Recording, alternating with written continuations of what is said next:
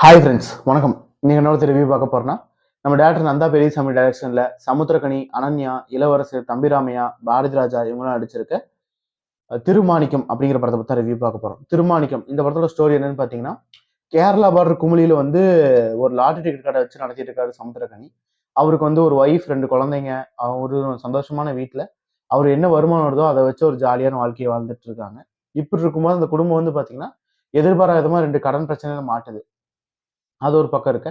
இன்னொரு பக்கம் பார்த்தீங்கன்னா, பாரதி ராஜா வந்து ஒரு பணம் திருப்பி குடுக்க வேண்டிய நிலைமையில இருக்காரு. அவர்கிட்ட காசு இல்லைங்கிற ஒரு காரணத்தினால, சரி நமக்கு லாட்டரி அடிக்குதான்னு பார்ப்போம்ன்னு சொல்லி ஒரு லாட்டரிய வாங்குறாரு. வாங்குற லாட்டரிக்கு பணம் குடுக்க வழி இல்லாத என்ன பண்றாருன்னா, இந்த லாட்டரி நீங்க வைங்க நான் காசு குடுத்து வாங்கிக்கிறேன்னு சொல்லிட்டு சமுத்திரக்கனிக்கு குடுத்துட்டு போயிடுறாரு. இப்படி ஒரு 2 கதை இருக்கும்போது, 3வதா பார்த்தீங்கன்னா, அந்த குடுத்துட்டு போன லாட்டரிக்கு வந்து ரூ. 1,50,00,000 பரிசு விழுந்துருது. அந்த லாட்டரி பணத்த வந்து அந்த பெரியவருக்கு தேடி குடுக்குறேன் அப்படின்னு சொல்லிட்டு சமுத்திரக்கனி சொல்லும்போது, இல்ல அவரு தான் இந்த லாட்டரிக்கு நமக்கு காசு குடுக்கலைல்ல. சோ இது நமக்கு தான் சொந்தம். சோ நமக்கு தான் இந்த பணம் வரணும் அப்படின்னு சொல்லிட்டு அவங்க வீட்ல இருக்கவங்கலாம் முடிவு எடுக்க, இல்ல என்னதான் இருந்தாலுமே இது அவங்க பெரியவர் தான் எடுத்தாரு. அவருக்கு தான் சொந்தம். நான் கொண்டு போய் குடுக்க போறேன்னு சொல்லிட்டு சமுத்திரக்கனி கிளம்புறாரு. அதுக்கப்புறம் என்ன ஆச்சு? அந்த லாட்டரி யாருக்கு போய் சேர்ந்துச்சு? அப்படிங்கிறதான ஒரு கதை தான் இந்த திருமாணிக்கம்னு சொல்லலாம். படத்தோட மிகப்பெரிய பிளஸ் பாயிண்ட் என்னன்னு பார்த்தீங்கன்னா, சமுத்திரக்கனி இந்த ஸ்டோரியில தான் சொல்லணும். சமுத்திரக்கனி இந்த கதைக்கு எவ்வளோ ஆப்டா பொருந்தியிருந்தாருன்னா, அ அவர் வந்து நம்ம சமுத்திரக்கனியா இல்ல, மாணிக்கமாவே பார்க்குறோம். அந்த அளவுக்கு சூப்பரா பொருந்தியிருந்தாரு. அந்த அளவுக்கு சூப்பரா நடிக்கவும் செஞ்சிருந்தாரு. அதுக்கு ஈக்குவலா அனன்யாவும் அவங்க என்ன கேரக்டர் எடுத்தாங்களோ அந்த அளவுக்கு சூப்பரா பண்ணியிருந்தாங்க. பாரதி ராஜாக்கு 2, 3 சீன்ஸ் தான் இருக்கு. பட் வர சீன்ஸ்லாம் அவரால என்ன ஸ்கோர் பண்ண முடியுமோ அத ஸ்கோர் பண்ணியிருந்தாரு. தம்பிராமையா, இளவரசு அவங்க எல்லாமே நல்லா இந்த கிடைச்ச கேப்ல இருந்து ஸ்கோர் பண்ணிட்டு போயிருந்தாங்கன்னே சொல்லலாம். படத்தோட மிகப்பெரிய மையக்கரு என்னன்னு பார்த்தீங்கன்னா, ஒரு மனுஷன் லாயல்டி, மாரல்டி அது 2மே கடைப்பிடிக்கணும். அதான் என்னைக்குமே அவன காப்பாத்தும் அப்படிங்கிறதுக்கான ஒரு எக்ஸாம்பிளா இந்த படம் இருந்துச்சு. இந்த படம் வந்து எல்லாருமே நியாயப்படி பார்க்க வேண்டிய ஒரு படம் தான். அந்த அளவுக்கு சூப்பரான ஒரு கதைன்னே சொல்லலாம். இந்த கதைய வந்து தேவையில்லாம எங்கேயும் இழுத்தடிக்காம, எங்கேயுமே போகாம, அந்த ஒரு நேர்கோட்டிலேயே எட்டு போயிருந்த படத்துக்கான நல்ல விஷயம்னு சொல்லலாம். தேவையில்லாம இடையில எங்கேயாவது இந்த ஓணம் பண்டிகை நடக்கிற மாரி காமிச்சிருப்பாங்க. கிளைமாக்ஸ் மாரி பாட்ட போட போறாங்க, ஏதோ நடக்க போகுது அந்த மாரிலாம் இல்லாம, படம் வந்து எங்க ஆரம்பிச்சது, எங்க முடிஞ்சதுங்கிறது கரெக்ட்டா எட்டு போயிருந்தாங்கன்னே சொல்லலாம். இடையில நாசருக்கு ஒரு சின்ன ஃபிளாஷ்பேக் இருக்கு. அந்த நாசர் ஃபிளாஷ்பேக்க அவரால முடிஞ்ச அளவுக்கு சூப்பரா பண்ணி குடுத்துருந்தாருன்னு சொல்லலாம். படமா பார்க்கும்போது, படம் முடிஞ்சு வெளிய வரும்போது ஒரு எச்சுகன்னு சொல்ற மாரி தான். ஒரு படம் வந்து என்ன தாக்கத்த ஏற்படுத்துதோ, அதான் முக்கியமான விஷயம்பாங்க. அந்த படம் பார்த்து முடிஞ்சு வெளிய வர எல்லாத்துக்குமே, ச்சே நம்மளும் மாணிக்கம் மாரி ஆகணும், மாணிக்கம் மாரி ஆகணும் அப்படின்னு தோணும் கண்டிப்பா. அப்படிதான் தோன்ற அளவுக்கு இந்த படத்தோட ஸ்க்ரீன் பிளே இருந்துச்சுன்னே சொல்லலாம். படமும் பார்த்தீங்கன்னா, விறுவிறுன்னு தான் போச்சுங்க. ஒரு சிம்பிள் ஸ்டோரி லைன் தான். சமுத்திரக்கனி கிளம்பும்போதே தெரியும் கிளைமாக்ஸ் என்ன ஆகப்போகுதுன்ட்டு. பட் இருந்தாலும் அது எப்படி நடக்கும்னு காமிக்கிறது ஒண்ணு தான் இருக்கு பார்த்தீங்களா?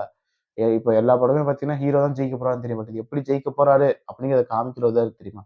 அந்த விதத்துல வந்து இந்த படம் வந்து கொஞ்சம் த்ரில்லிங்காவே போச்சுன்னு சொல்லலாம். கிளைமாக்ஸ் சீன்ஸ் ஆகட்டும், அந்த வசனங்கள் நெறைய இடத்துல ஹெல்ப்பா இருந்துச்சு படத்துக்கு வந்து பார்த்தீங்கன்னா, ஒரு சீன்லலாம் அத்தைட்ட பேசுவாரு. "ஏன் அத்தை இப்படி இருக்கவன முட்டாளுங்கிறீங்களே அத்தை, இப்படி இருக்க முட்டாளுக்கு தான் நீங்க பொண்ணே குடுத்துருக்கீங்க. அப்ப இருந்த நான் அப்படி அப்ப வந்து அப்படி இருந்தா நல்லவன், இப்ப இப்படி இருந்தா கெட்டவங்கிறீங்களே, சந்தர்ப்பத்துக்கு ஏதாவது மாறுறது தான் மனுஷன் தன்மையா?" அப்படின்னு கேட்கறதாகட்டும்.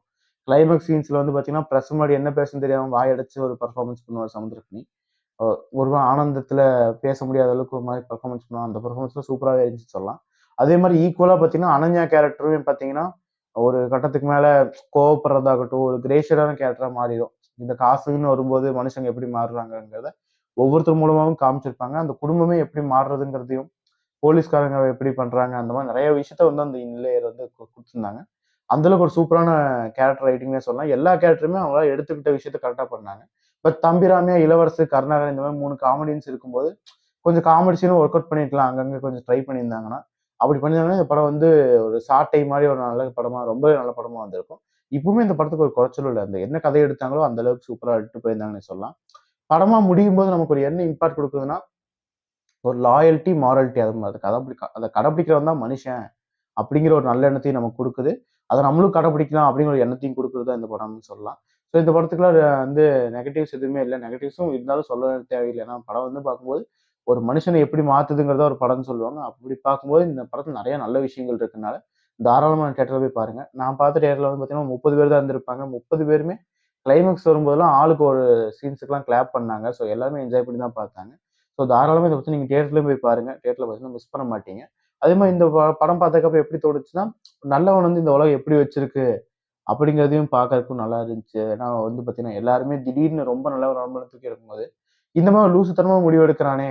அப்படின்னு சொல்லிட்டு நம்மளே லூசு அப்படிங்கிற ஒரு பாயிண்ட் ஆஃப் வியூல ஒரு சமுத்திரக்கனிய பார்க்குறோம். அதான் ஒரு ஃபர்ஸ்ட் ஹாஃப்லலாம் பார்த்தீங்கன்னா, பொழைக்க தெரியாதவனா இருக்கானே அப்படிங்கிற யோசிக்க வைக்கிறது. அதான் சொசைட்டியோட ஒரு சேஞ்சஸ்னே சொல்லலாம். இந்த நல்லவன் நல்லவன் சொல்லிட்டு அவன் வந்து எல்லாருமே மட்டம் தட்டி வச்சிருப்பான். அவன் கிடக்குறான்டா, அவன் பொழைக்க தெரியாதவன்டா.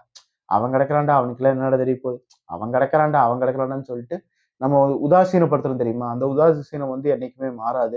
ஸோ இனிமே நீங்களும் அந்த மாரி யாரையும் பண்ணாதீங்கங்கிறது ஒரு சின்ன ரெக்வெஸ்ட்டாவே வச்சுக்கிறோம். ஓகேவா? படத்த வந்து தியேட்டர்ல ரிலீஸ் பண்ணியிருக்காங்க. யூ சர்டிஃபிகேட் தான். நோ அடல்ட் கன்டென்ட்ஸ் எதுவுமே இல்ல. அ ஃபேமிலியோட ஜனரஞ்சகமா உட்காந்து பார்க்குற ஒரு படம் தான். ஓகே. வீடியோஸ் பிடிச்சா லைக் பண்ணுங்க, ஷேர் பண்ணுங்க, சப்ஸ்கிரைப் பண்ணுங்க. ஓகே. மேலும் நல்ல வீடியோஸ் பார்ப்போம். ஓகே. பாய்.